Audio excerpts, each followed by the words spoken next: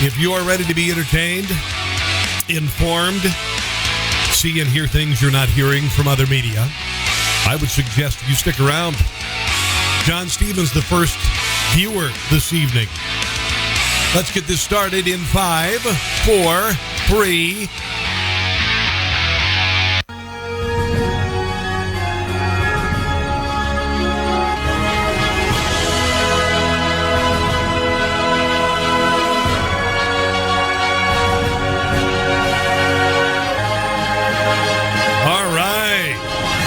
Let's get this started, shall we? Hi, welcome to the show.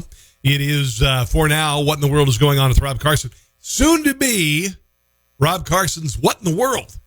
I know, exciting. Little shorter words and my name's in front. That's what I like about it. Anyway, hi to Jen and Greg and Joni. You guys watching already? I got a ton of stuff to get to. Donald Trump's one-word response to all of the impeachment stuff. He goes after Mitt Romney. Nancy Pelosi has just gone nuts. Mitch McConnell gives Justice Roberts a gift. What else? We got a crazy Arizona state student you wouldn't believe. The Iowa caucus debacle. No, debacle's not enough. I'm thinking of a word that starts with cluster and ends in something I can't say. Well, I can say it, but I choose not to. Unbelievable. Hillary Clinton says she's not holding out the hope of being named vice president. We'll see about that. An Antifa guy. Oh, really bad ideas for Black History Month by well-meaning white people. Just it's not good. Oh, and by the way, if you think you're protecting the environment by buying a plug-in hybrid, think again. I've got some details on that. A basketball brawl. Oh, and then finally wrapping up the show tonight, I'm going to show you some funny videos of people running into stuff because they're on their cell phones. Woo-hoo-hoo! We're going to have some fun tonight. Greg has joined us tonight as well. Hello, hello, hello. Okay, so let's get things started. The impeachment, of course, ended yesterday with Donald Trump being acquitted, which means he wasn't found guilty, which means that he didn't do anything wrong in the eyes of the court. And, public opinion as far as the Democrats doesn't matter because he got acquitted. He got acquitted. And obviously the man has been through a lot of stuff. He came to office 3 years ago. Immediately, Democrats started plotting his removal from office, even though he hadn't done anything yet. Now, in the time that it took people to start talking about impeachment of Donald Trump, they were giving Barack Obama the Nobel Peace Prize for doing nothing. For doing nothing. So just a little bit of, the difference between being a Democrat and a Republican in this country. Yeah. Or for that matter, being a conservative or a liberal in the world. You're not going to get a Nobel Peace Prize. Okay? If you're a conservative in the world and even though you're the most peaceful and you've done everything and you moved Jerusalem's named Jerusalem the capital of Israel and you're brokering a peace deal in the Middle East and no, you're not going to win. It's just not going to happen. That said, Donald Trump had a one-word response to the impeachment proceedings and all the things that he's been through. And think about this. He went through the Russia collusion thing, and that was found to be false. 2 years of investigating that.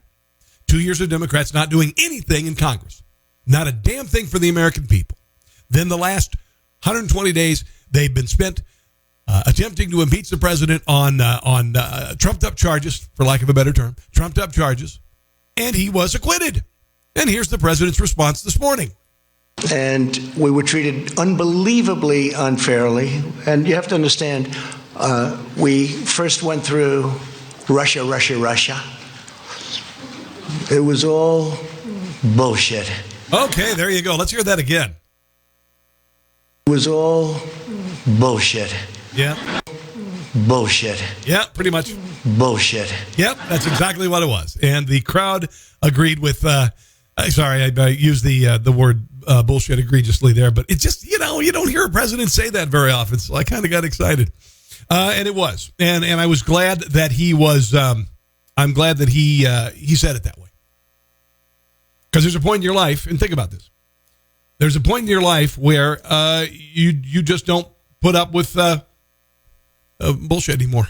That's basically it. And after what this guy's been through and his family's been through, and court ordered, FISA court ordered, misled FISA court ordered surveillance of his campaign, his transition team, and his White House, all of the things he's been through, I think it's a perfectly good response. Oh, yeah, he also went after Mitt Romney in a new ad. Slick, slippery, stealthy. Mitt Romney had us fooled. Being in Donald Trump's magnificent hotel and having his endorsement is a delight. Posing as Republican, he tried to infiltrate Trump's administration as Secretary of State. President-elect Trump is the very man who can lead us to that better future. Now his cover's blown, exposed by news reports as a Democrat's secret asset. Can't believe you're going to lose. Yeah. Barack Obama will be re-elected President of the United States. Plan B, Plan C, Plan D are now gone. And so you start looking at the Romney math and you're saying, well then, what's Plan E? With tears and a gloomy atmosphere as supporters left the convention center in Boston following Romney's concession speech. That was a race, I have to say, folks, that should have been won. I wouldn't call anything encouraging for Hillary Clinton at the moment, to be honest with you, my friend. Hillary Clinton has called Donald Trump to concede the race. President of the United States of America, Donald Trump. Okay, so there you go. That's the new ad going after Mitt Romney. And Mitt Romney is a rhino at best and a Democrat at worst. And he's ended his career. He's got another 5 years, I believe. I think it's 5 years in his senatorial term, and he's done if he's not removed from office by then. And he has always been a turncoat. He's always never been a conservative. He's never been a conservative. He's always claimed to be, I guess, and people thought he was, but he is not a conservative. And his career is over. Mitt Romney's career deservedly should end. A week ago, this guy said that he wanted to hear witnesses. He couldn't make up his mind if the Senate did not hear additional witnesses with regard to the impeachment of Donald Trump. Yesterday, he voted guilty on the first charge without the witnesses. So what kind of principles does he have? What sort of soul searching did he do that a week ago he had to have witnesses or he couldn't make a decision? And yesterday, without that, he voted guilty on the first count. You're done, Mitt Romney. You're done. You weren't a good presidential candidate. You weren't exciting. You weren't a very good conservative. You weren't a conservative at all. And you're done. You're just done. Mitt Romney. And you know that you're blue, just the whole blue-bloodedness of you. Your perfect hair, your perfect suit, you speaking, whatever. Honestly, typical blue blood, old school Republican whose basically real problem with Donald Trump is he thinks that Donald Trump is beneath him. Hello, Monty. Hello, Carol. Hi. What's going on, girlfriend? Nancy Pelosi is starting to lose it. All right? We, saw Nancy Pelosi the other night tearing up. Here's her tearing up the speech. This is behind the president tearing up the speech, showing the ultimate in disrespect and childishness and just an egregious political act behind the president of the United States, who was there at the pleasure of Congress to deliver the State of the Union address. And this woman did this. And this is a lot worse than you think it is. This has never been done before. And it is the ultimate whizzing on the Constitution, whizzing on the House chamber that I have ever seen. Here she is, tearing up the speech. All right, let's go ahead and show her tearing up the speech. There we are.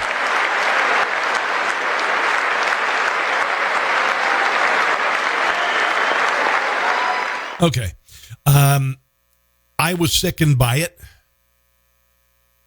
It really pissed me off, too. But here's the thing. This is kind of interesting. Nancy Pelosi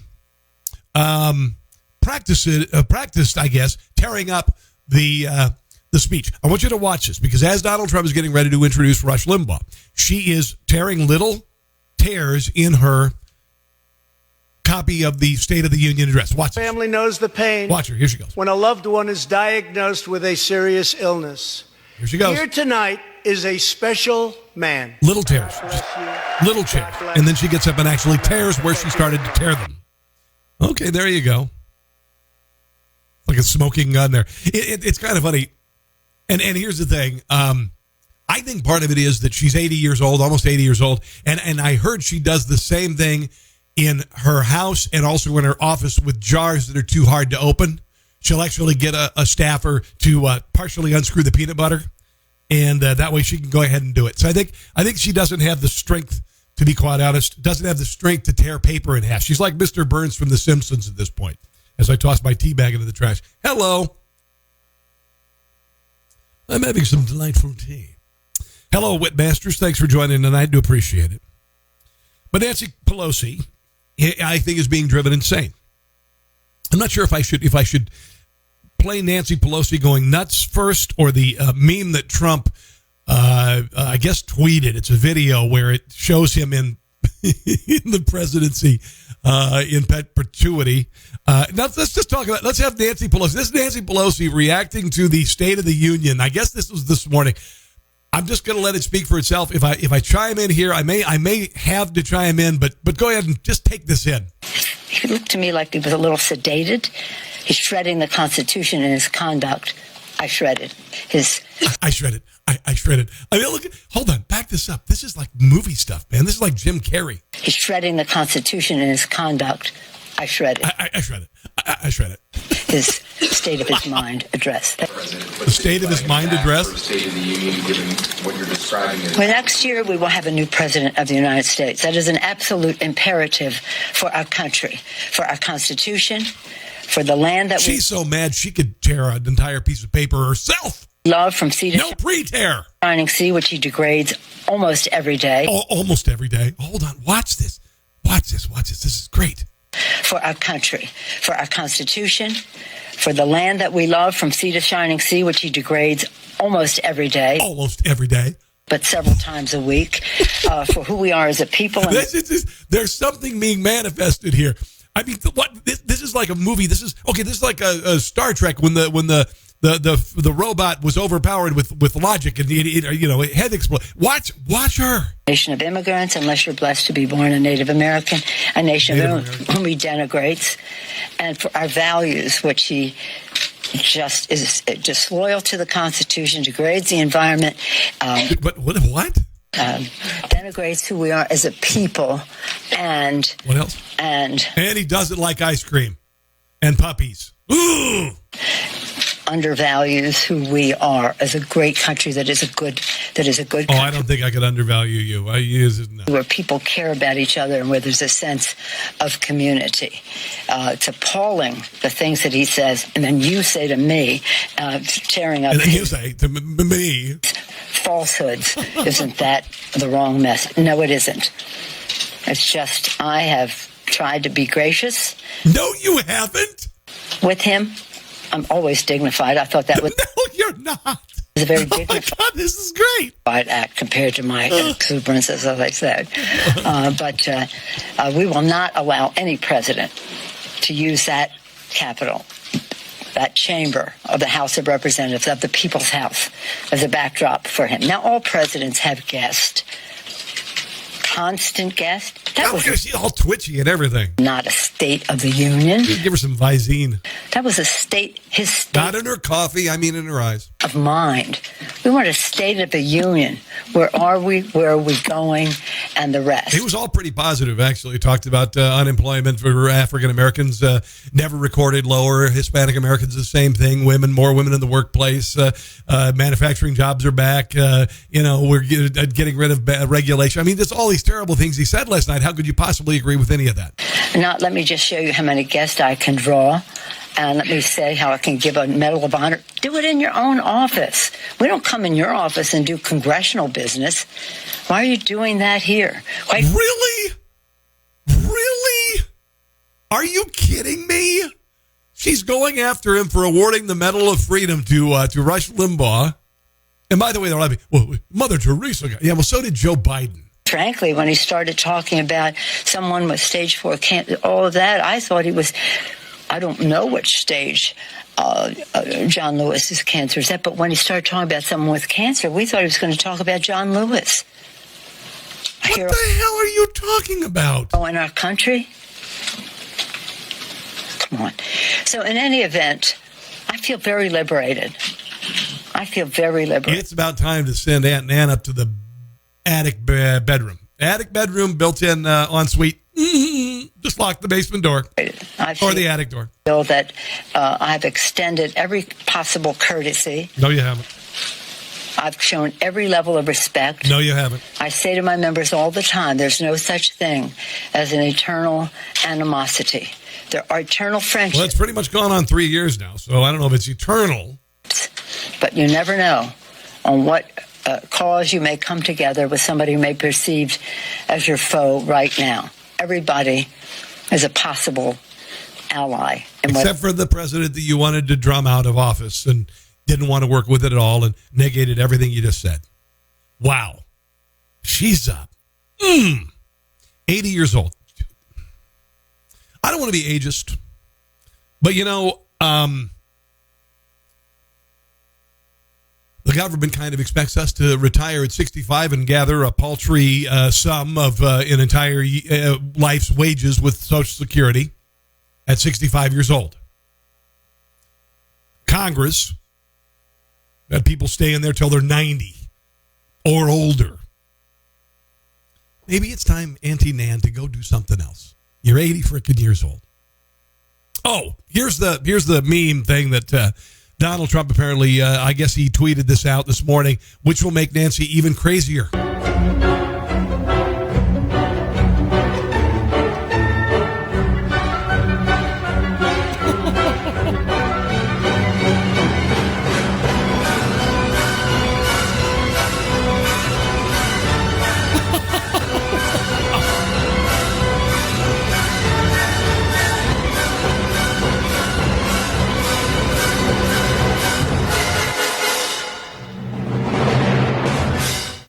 Forever. It's going to drive her crazy. That was pretty funny, actually. Nobody wants the president to be president forever, okay? There's a joke, okay? It's a joke, and nobody wants the president to be president forever. But, that was pretty funny, actually, though, wasn't it? Yeah. Oh, Judge Roberts. Judge Roberts got a golden gavel. I've got a golden gavel, and he's going to pound it all day. That sounded weird. That sounded a little. Anyway, he got a golden gavel. Apparently, this is a common thing when you sit through impeachment proceedings. When you preside over impeachment proceedings, I guess you get a golden gavel. Here's the presentation. Mr. Chief Justice. Yeah. Majority Leader's Yeah. What?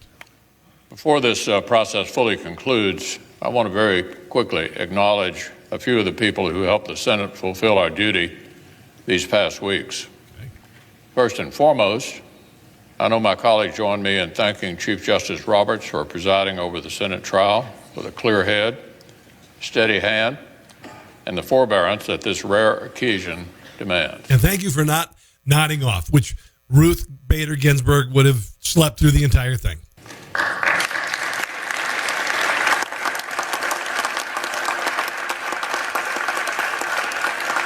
Polite applause. We know full well that his presence as our presiding officer came in addition to, not instead of, his day job across the street. So the Senate, he's a bartender, thanks the Chief Justice and his staff who helped him perform this unique role. Like his predecessor, Chief Justice Rehnquist, the Senate will be awarding Chief Justice Roberts the golden. Is it chocolates? No. Gavel. It's a golden gavel. To commemorate his time presiding over this body.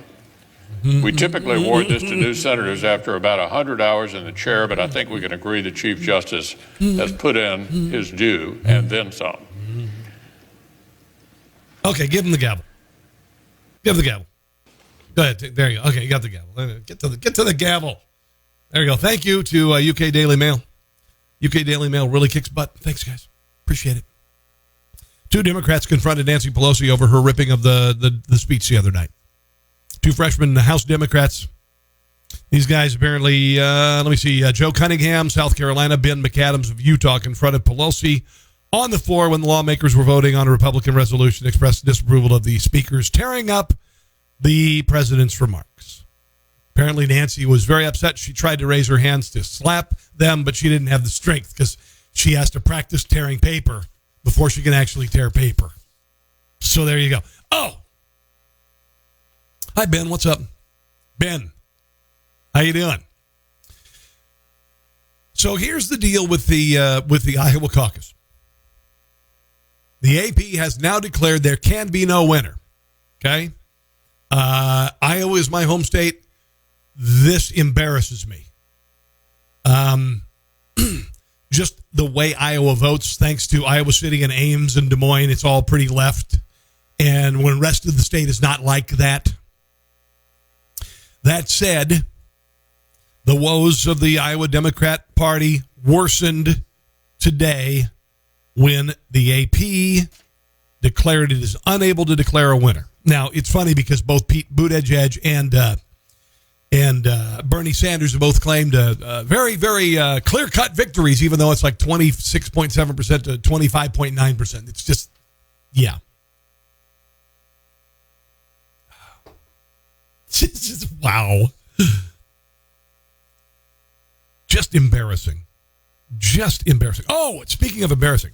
Now, I didn't get a chance to share this with you, but the other night when the caucus was happening, okay, there was apparently an unidentified woman goes in to vote for Pete Buttigieg. Precinct Captain Nikki Van Den Heever apparently was there and revealed to the supporter of Pete Buttigieg something that the person did not know, and that is that Pete Buttigieg is not only gay, he's married to a man. So are you saying that he has a same-sex partner? Pete? Yes. Are you kidding? Yeah, he's married to him, yes. We need to find out that. Now, what will the response be from an open-minded liberal? Will it be, it's okay, because you know what? We are all one, and sexism and racism and homophobia shouldn't exist, right? That's what the liberal here voting for Pete Buttigieg will say about him being married to a guy. Well, then I don't want anybody like that in the White House. Wait. I don't want it. That's not a Democrat liberal thing to say. Hello, Roger Perez. So can I have my card back? Can I have my card back? We could go ask. I never knew that. Well, the whole point. Well, that's a well-informed voter for you. You go into the precinct to cast your caucus ballot, presumably because you've made up your mind you're going to vote for Pete Buttigieg, and you find out he's gay and you don't like it. It is, though. He's a human being, right? Just like you and me. And should it really matter? That's what. Well, he better read the Bible. He does, and he says that God doesn't choose a political party. Because why does it say in the Bible that a man should marry a woman then? Well, I totally. Well, what about his tax plan and the Green New Deal? Oh, he's still gay. Respect your viewpoint on this. I so totally do.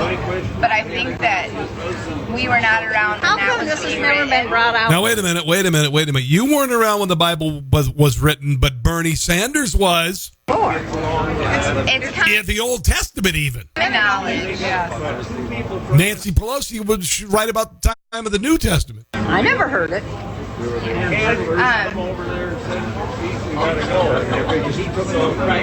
can talk. Well, I mean, admittedly, he's not, at his rallies, is not playing "It's Raining Men, Hallelujah." He's not really, flamboyant about, I'm going to offend somebody. Some gay guys are gayer than others. No, that's not a good way to. You know what I'm saying? If you need to talk to them about. He's like Chandler on Friends. You just never know. I don't know the rules on this or not, but I guess what I would like you to just dig deep inside and think, like, should it matter if it's a woman or if it's a man or if they're heterosexual or homosexual? I need some inspirational music behind her. Oh, we are saved. If you believe in what they say. That's my question. It all just went right down the toilet, is where it all just went. There, the brake. Okay, the brakes are on the peace train there. It all just went down the toilet. And that's... You better take your Pete 2020 sticker off there, hun. Yeah, you have a total right to your opinion, and I am not trying to tell you to think otherwise, but you are a bigot. That's what they want us to do. Yeah. But I just ask you to look inside your heart, because you sound like a Christian woman to me, and I'm a Christian woman, and my God. And I just volunteered to give out stickers and make sure people went to their right booth, right? Okay? And now I'm having to defend this. I love everybody. I do, yep. So you must not believe it then if you think it's okay for somebody to be married to a same-sex person. You better get in there and vote, because your buggy is double parked out front there, ma'am. No, I think we're just interpreting it different, and that's okay, because everybody gets to have their own beliefs. But what I teach my son is that love is love, and we're all human beings. Okay, there you go. Okay. She's a homophobe. I get, do I really want to get into this? I've always taught my kids that the soul doesn't have a penis or a vagina. Okay? And if two people love each other, I'm not going to get in the way. And if there's a punishment for that, then, I'm not meeting it. I'm not meeting it out. So, that woman was, closed-minded bigot.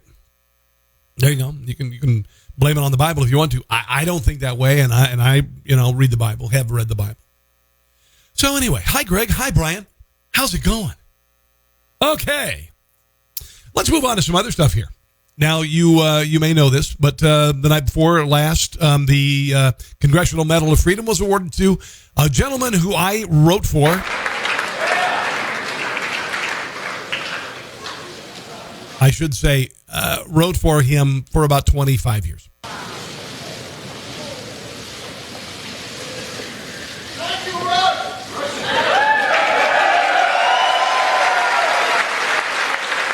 It's a pretty cool moment.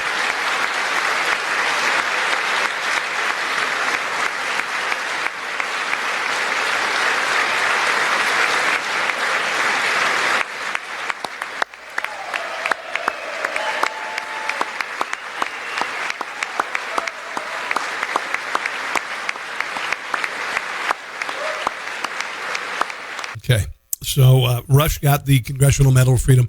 Nancy Pelosi was mad about it. Made it, something,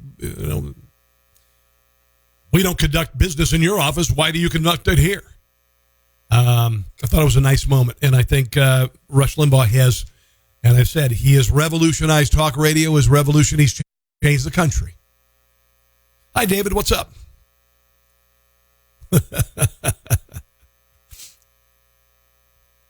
He's changed the country. He changed the course of. He changed media. We were relying on Uncle Walter and Peter Jennings and Tom Brokaw to tell us the truth every night, and they were lying to us, and they were representing an unbelievably left viewpoint. And then CNN was doing the same thing at the time. And Rush Limbaugh came around. I think he started being syndicated in '88 because I started writing for him right out of college, mid '89.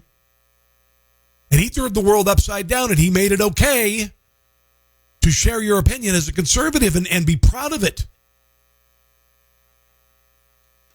To be okay with smaller government, to be okay with a strong military, to be okay with patriotism and loving the United States as founded, despite its flaws. Rush Limbaugh has had an unbelievable impact on the culture of the country for more than a generation now. And he deserved it more than Joe frickin' Biden, who's enriched his entire family and been a career bureaucrat his entire life. Why does that get Joe Biden the Medal of Freedom? And everybody's bitching because Rush Limbaugh got it. A man who's made himself known around the world as the most powerful, the greatest radio personality ever. That's a lot more than a career bureaucrat who supposedly rode the Amtrak between Delaware and D.C. and has enriched his family beyond belief. Even his son, even though he knows nothing about the oil and gas industry in Ukraine, made them all quite well off. Wisconsin teacher placed on leave after saying that Rush Limbaugh's cancer is awesome and hoping that it was quick and painful. And this was all over Twitter the day before yesterday. Rush told everybody about it on Tuesday. And it was awful. It was awful. The reaction was awful. But these are awful people who feel that way about anybody, with the exception of Hitler. You know, like, I don't know. You know what I'm saying. Well, here's AOC talking about Rush the other night, claiming that Rush knew it was going to happen, making fun of him. Here she is in her 30-year-old ignorance of everything, commenting about Rush Limbaugh, who she's never listened to probably a moment of his broadcast her entire life. She has just been spoon-fed what the left thinks of Rush, i.e., that he is crude, that he is profane, all of these things that are BS because the left doesn't listen to him. Reaction to Rush Limbaugh receiving the Presidential Medal of Freedom. First of all, the Presidential Medal of Freedom is an extraordinarily sacred award. Why'd they give it to Joe Biden? We're talking about putting someone on the same level as Rosa Parks, you know, for example. They did it to Joe Biden. Did I say that already? Yeah. In terms of their contributions to American progress. Rush Limbaugh is a virulent racist, but... Hold on. She said it. Hold on. He's a what racist? Talking about putting someone on the same level as Rosa Parks, Here we go. For example, in terms of their contributions to American progress. Rush Limbaugh is a virulent racist. A virulent racist. Okay, so she is confusing going viral, which is something that she probably hoped throughout her teen years, and still does, actually. Virulent. He is a virulent racist. But even just on top of that, to do it in the middle of a State of the Union and not even dignify it with its own ceremony as it has. Really? There's all sorts of norms that are being violated, not just for people's humanity, but also... There are reasons for it, and I won't get into it. So it truly just cheapens the value of it. Really? Also, him pretending to be surprised was such a joke. This has been news all day.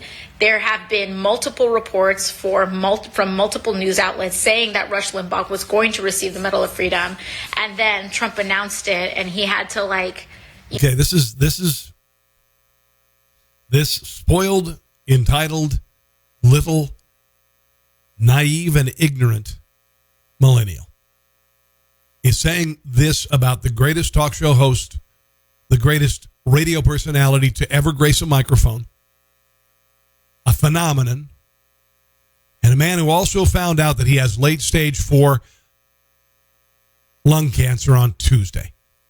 Or he told us about it on Tuesday. Is this really where you want to go, spoiled, entitled little millennial? My God. Oh, this is fun. After Donald Trump was acquitted yesterday, there's some language in this. There's some coarse language. I'm just going to tell you right now. There is some guy. I didn't say it, but there's some coarse language. Apparently, this is yesterday. Young student is seen shouting at ASU, their Temple campus, in front of a table of students promoting Donald Trump.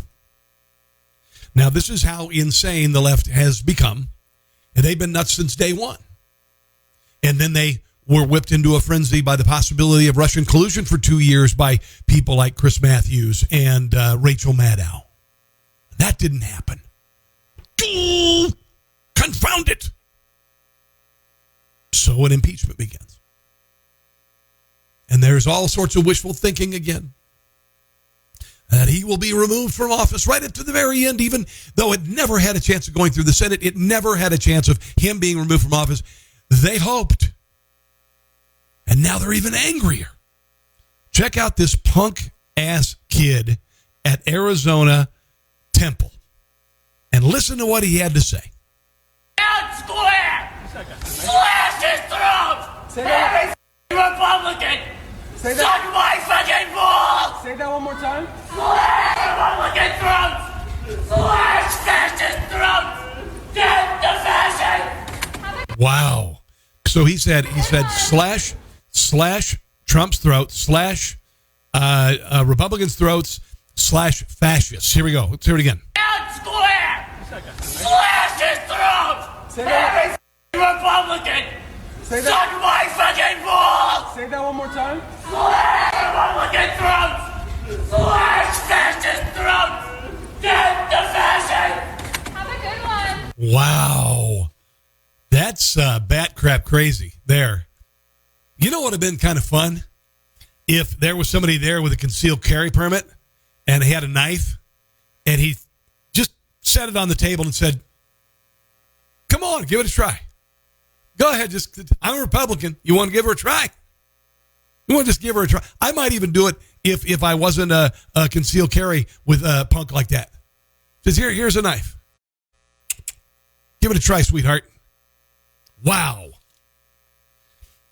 They don't have the guy's name. On one person tweeted, surely the ASU security has this individual on camera, will take action to the appropriate agencies. This individual is way over the edge as far as mental and emotional control.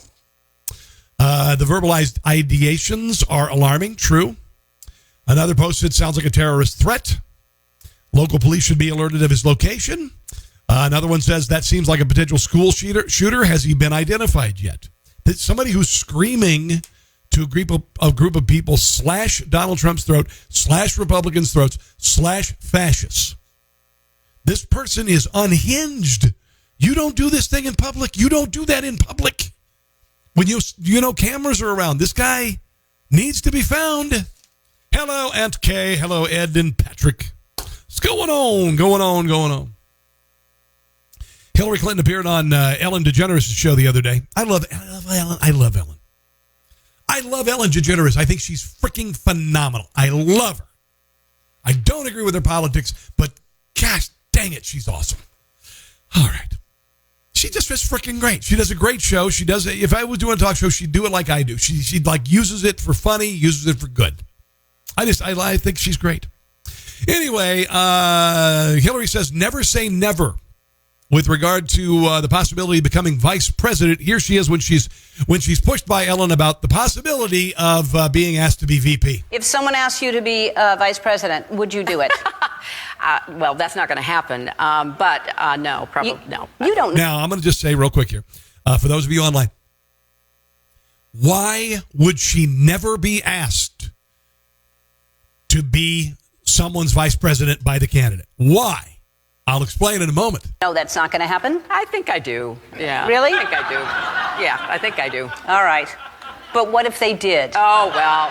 Look, it's like when Barack Obama asked me to be Secretary of State. I was shocked. I had no idea he was going to ask me. And I thought, man, am I going to make some money. Woo! Me and the Clinton Foundation are going to get rich. And I turned him down twice. He said, I need, look, the economy's in free fall. It's a catastrophe. I've got to focus on that. We've got problems around the world. Now, one of the interview questions from Barack Obama was, now, if a U.S. embassy was overrun, would you send in troops to save the people or just do nothing and go to sleep? Go to sleep, you're hired.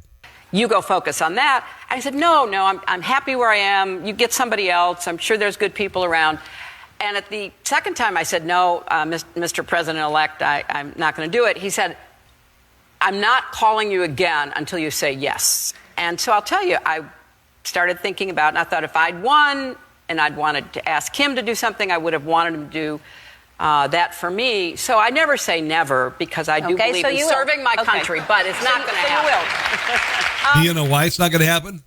Because no candidate wants to be killed while in office. You think Hillary was bad losing in 2016 and how she's reacted since? Can you imagine if she got into the White House as the vice president? It'd be just like Jeffrey Epstein getting murdered. I mean, committing suicide. And all those other people associated with the Clintons who got killed or committed suicide or, whatever. Would you honestly, as Bernie Sanders, first of all, you're old. Second of all, Hillary Clinton has a habit of leaving people dead behind her. You know, and she really wants to be president. And if she can't win with the popular election, the only other way,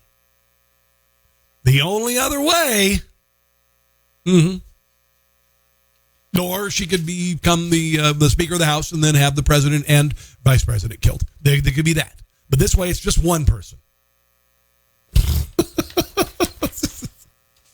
Oh, Michael Bloomberg unveiled a new ad, an anti-Trump ad that spouts a bunch of stuff that's not true, making all Trump supporters basically look like a bunch of Nazis, et cetera, et cetera, et cetera. One problem with this ad, though. America demanded change. Donald Trump wins the presidency. And change is what we got. Oh, yeah, there's the... I know I got my Confederate flag out and just started waving it when Donald Trump won. I mean, actually, I don't have one. Did you see that? It's about Donald Trump changing America. Hold on, watch. Kids in cages. Kids in cages, ladies and gentlemen. There you go. Donald Trump put those kids in cages. Here's the problem.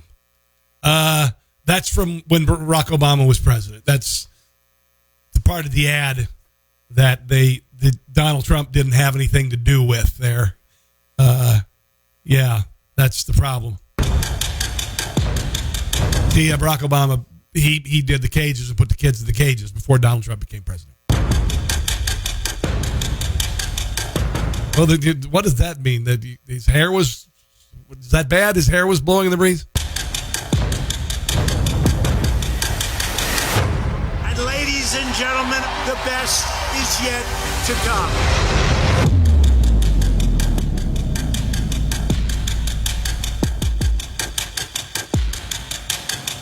Mike Bloomberg is never going to be the president. Okay? He's never going to be the president. I'm just going to tell you right now. Michael Bloomberg, and again, the Iowa caucuses, they could be completely wrong, and he might have gotten more than 0.3% of the vote. But Michael Bloomberg is a Democrat East Coast insider.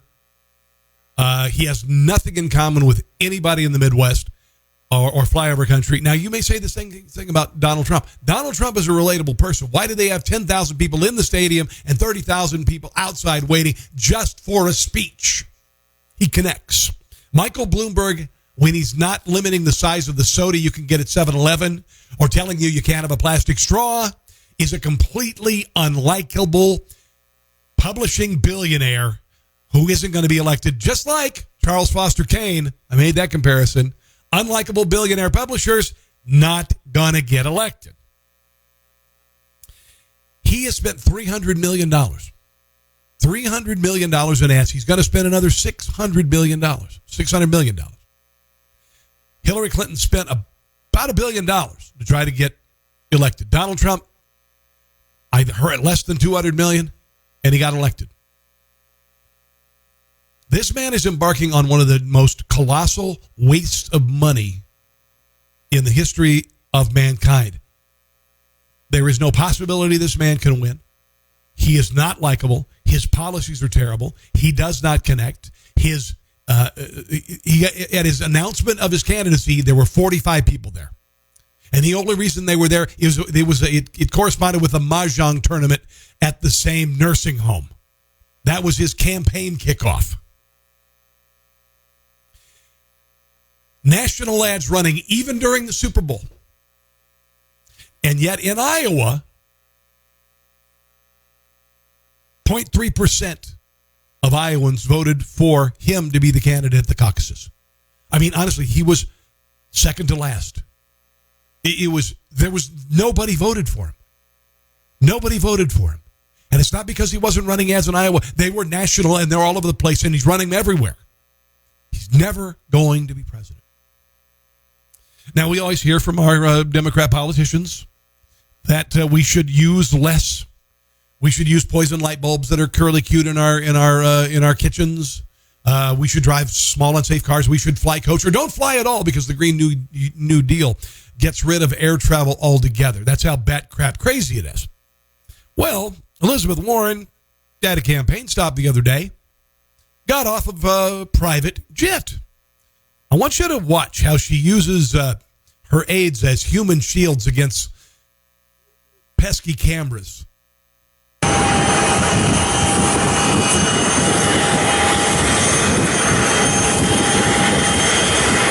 Funny, she's not waving like she normally does when she gets out in public. I think she might be embarrassed that she's on a private frickin' jet. There she comes. Now watch. Sees the cameras. Uh-oh, cameras. Gotta hide. Watch this. This is great. This is great. Look at this. She's hiding. That is just fantastic. Look at that.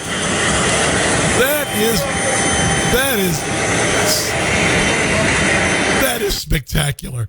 Wow. Elizabeth Warren hiding, making one of her aides a human shield. That is fantastic. Wow. I'm your shadow. That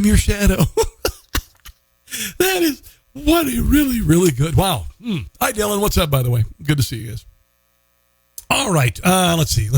I'm sorry. That was just wow.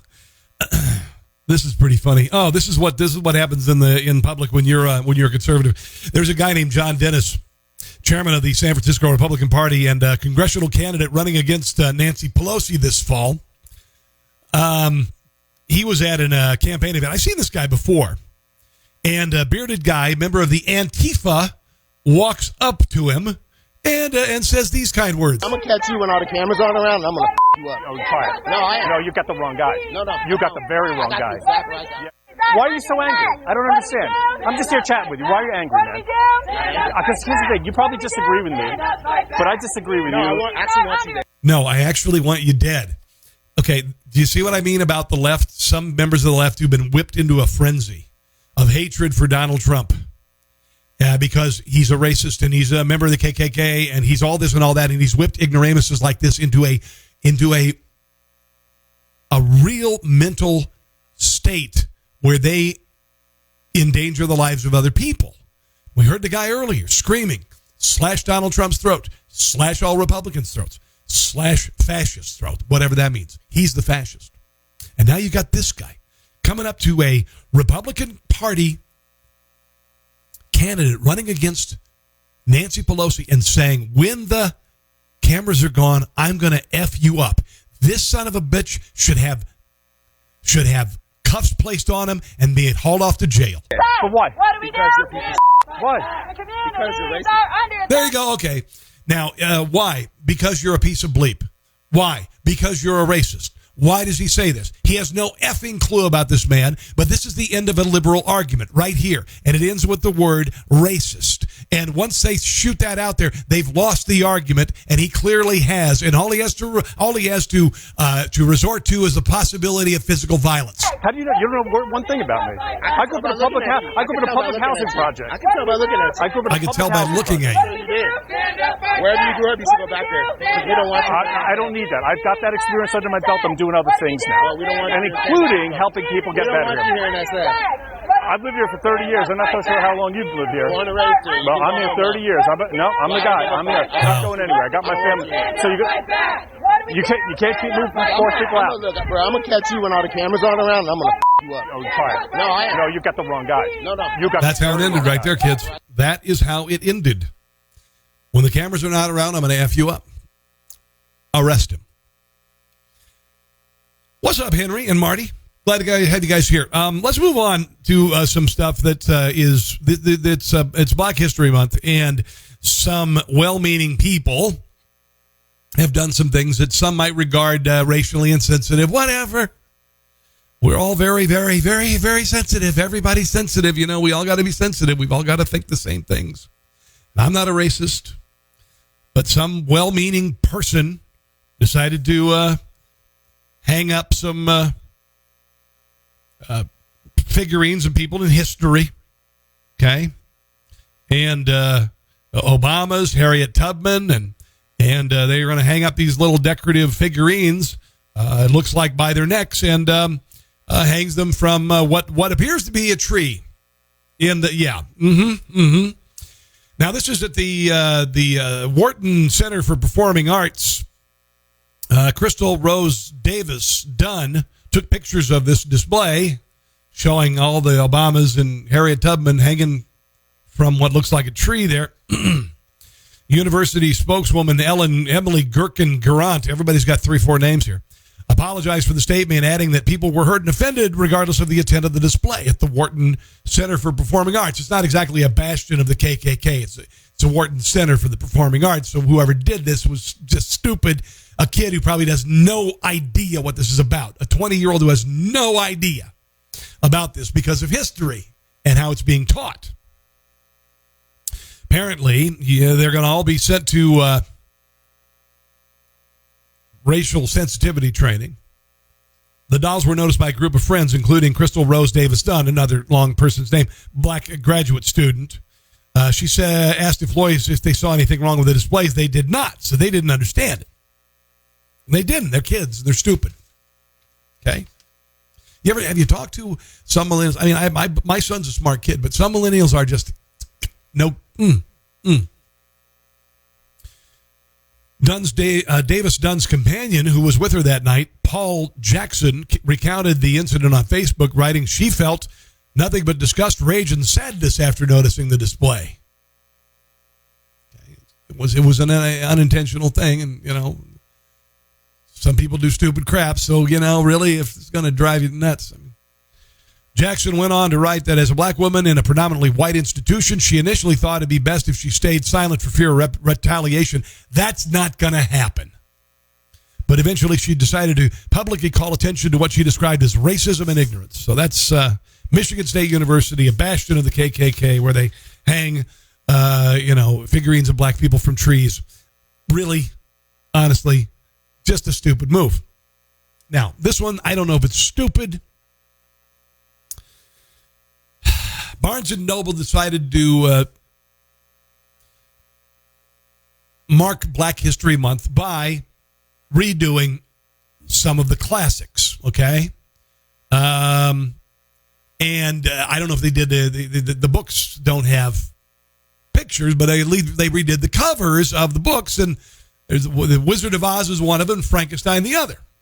You'll notice that Dorothy's African-American, and so is Frankenstein there, okay? Apparently, this has got a lot of people pretty mad about it. A lot of black people are saying, hey, man, why don't you just celebrate black authors instead of taking books written by white people and making them, black like that? Another person complained because the African-American was made Frankenstein and not Dr. Frankenstein because Frankenstein's the villain.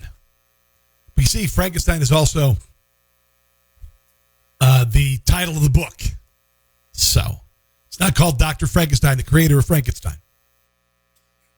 It's called Mary Shelley's Frankenstein, and that's Frankenstein or Frankenstein, depending on, where you're from. Just now,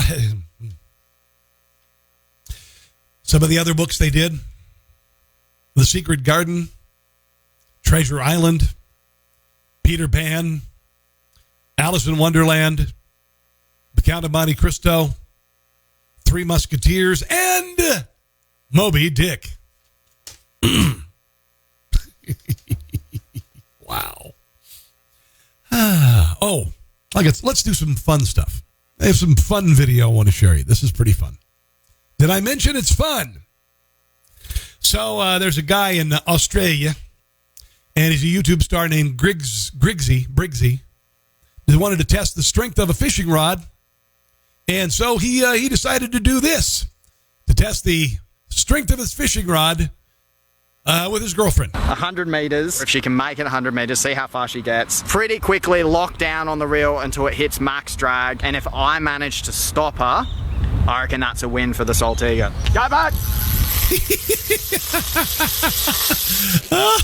Go, baby, go! Go! Can you imagine what feminists are doing right now? They're just going, how could she let her do this to herself? Watch this. I'm going to lock down. Go, babe. Go for it. I'm locking down. I'm locking down. Fully pull the back.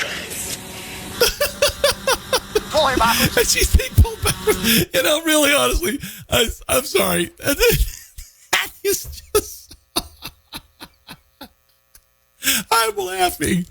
I'm laughing because you know that video pissed off so many people on the left side of the political equation. You know that they're offended by this.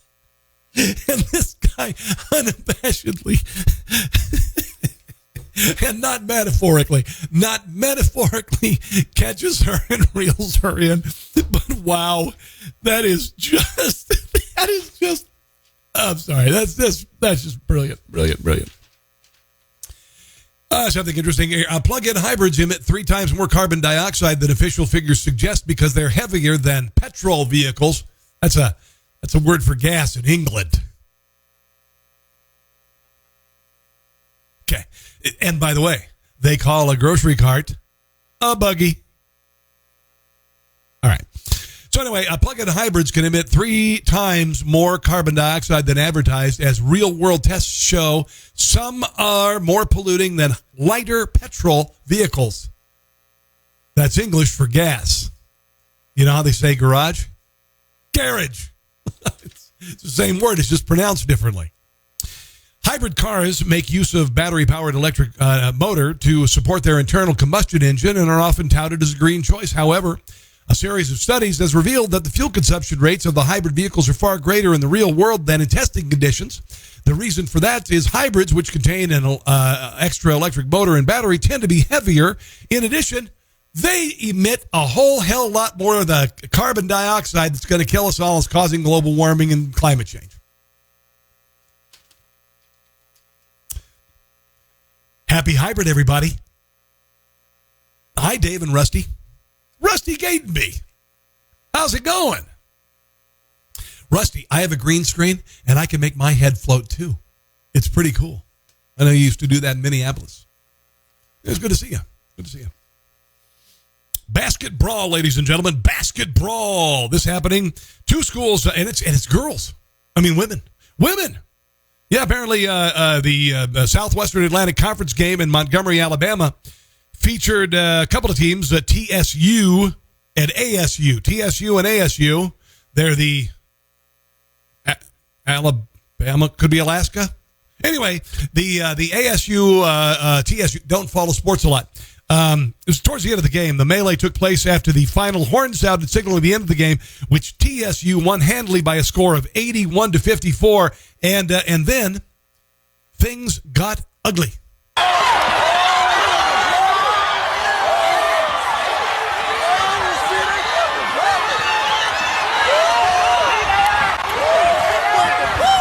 Wow, that's a good one.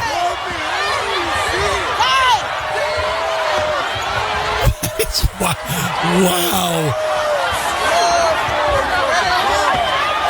Okay, so now, like a week ago, there was a fight, a KU game, and the guys got into a fight, and then a bunch of them got suspended and fined.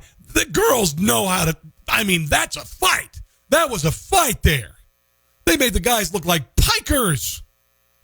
Anyway, Texas Southern beat Alabama State. I was thinking it was Texas State and Alabama State, but it's Texas Southern, TSU, and Alabama State. Now, for ASU, Taylor Akerson, Keani Berry, Zamoria Clark, Derezia Randall, and Anaya Smith were suspended, as were 2 managers.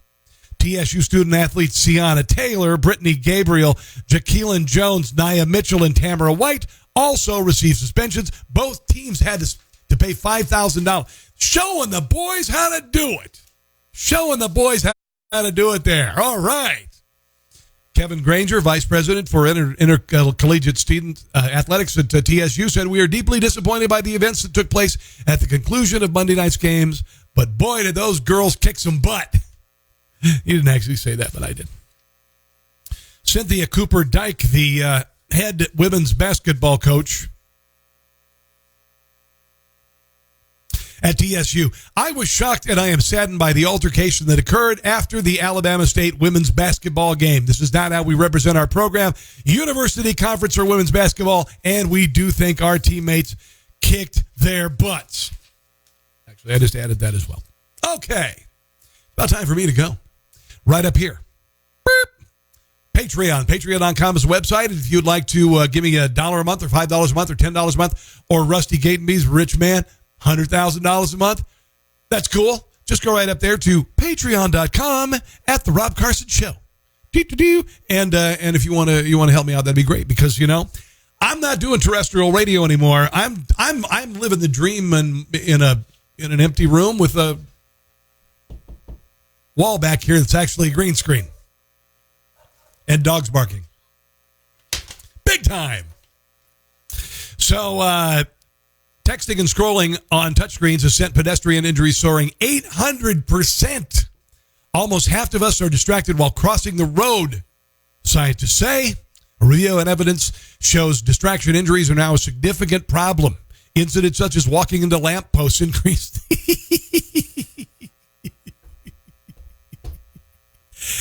by 800% from 24 to 2010. Well, this is life in America, in anywhere, actually, in 2020. Up to half of pedestrians are distracted by their phone when crossing the road. They bump into other people, cross the road unsafely, or trip over things. They already account for around 1 in every 25 road safety incidents. This according to the BMJ Injury Prevention Journal. Wow. You know, you think about this. If you would have been dropped on the planet from even 15 years ago to where we are now, where you see people just walking around with, God, where is my phone? Where the hell is my phone? Just kidding, actually. I don't have my phone. Anyway, people walking everywhere with their faces stuck in this thing, and sitting at dinner tables with their children, and instead of dad reading the newspaper, he's got a friggin' phone in front of his face, and the kids have tablets. You know, it is a strange time. It's a glorious time, but it is a strange time. And with that, I'm going to wrap things up with funny videos of people having accidents while talking on their phones. Oh, that's a good one. Oh, this one. Gets me every time. They're in the lamppost. In the old land. Let's watch him again. What the hell? There you go. Okay. Yeah, guy in the pond. That is lamppost guy. Oh, one more time. Okay, I'm sorry. I can never get enough of this. There again. Oh, into the bus stop. Okay. Fountain guy again. Wow. That's just, and then to the lamppost. There you go. All right. And isn't it nice when you can look at people who is so stupid, even though you do the same thing and probably have done at least one of those things at some point in your life. All right. Time for me to go. Thanks for joining me tonight. A lot of people watching. If you would please go to YouTube, Rob Carson Show, and subscribe, because I'm right now trying to build a following there. And YouTube is going to be where it is for now anyway. And the good news is my show's going on a network in about a week or so. We just have some little details to iron out, but it will be seen on a national network with a lot of subscribers in 70 million homes, hopefully starting in about a week or so. All right. So on that note, I'll say, as I've been saying, 2020 is no longer hindsight for the very first time in our lives. So that stuff doesn't matter. And if you're going to fall forward. I'll see you guys soon. God bless. Good night.